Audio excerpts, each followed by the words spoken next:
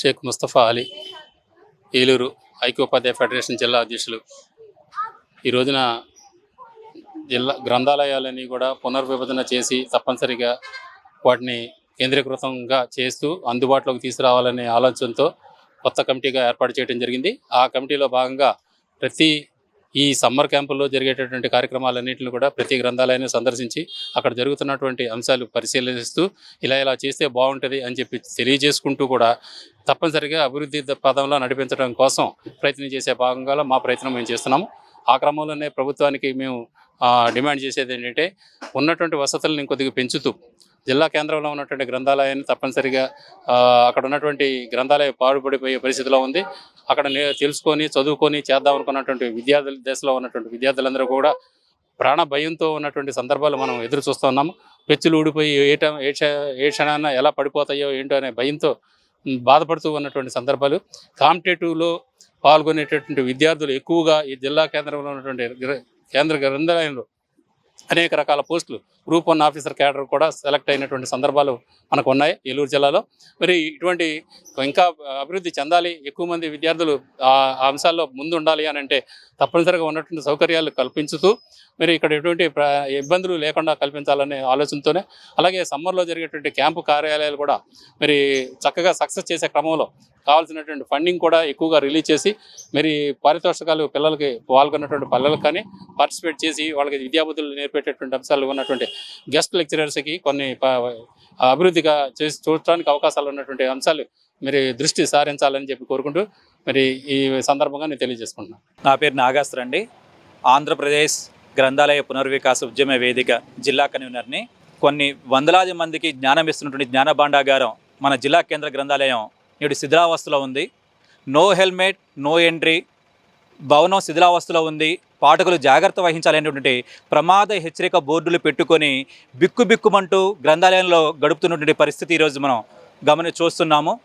ఇదే విషయాన్ని గ్రంథాలయం కూలిపోయే ప్రమాద పరిస్థితిలో ఉంది. ఆధునిక భవనాన్ని ఏర్పాటు చేయని చెప్పేసి గతంలో చాలాసార్లు ప్రభుత్వ అధికారుల దృష్టి తీసుకెళ్ళినా సరే చాలా నిర్లక్ష్య పాత్ర వహిస్తున్నారు.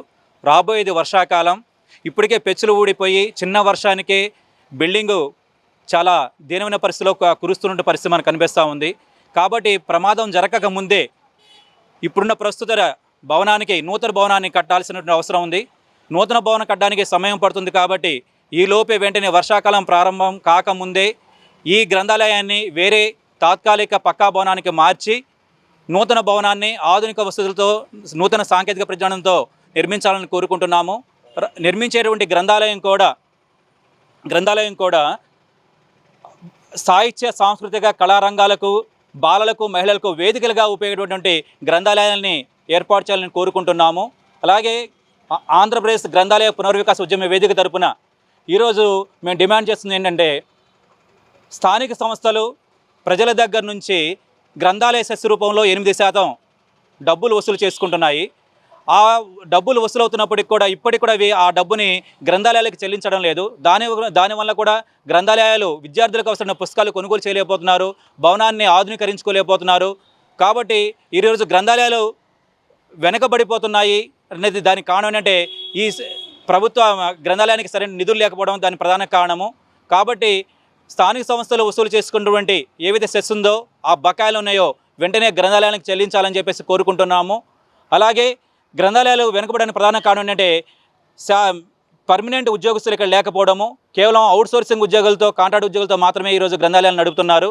కాబట్టి వెంటనే పాఠశాలలో కానీ కళాశాలలో కానీ విద్యార్థులు ఉపయోగించుకునేలాగా గ్రంథాలయ ఉద్యోగులను కూడా శాశ్వత ఉద్యోగులను నియమించాలని చెప్పి మేము కోరుకుంటున్నాము.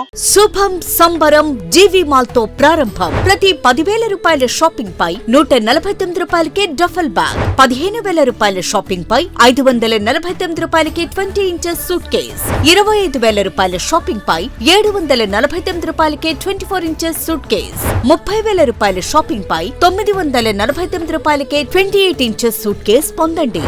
ఇంకా షాపింగ్ పై గిఫ్ట్ వోచర్ ఉచితంగా పొందండి. GV mall, Vijay Vihar centre, RR Peta, Eluru.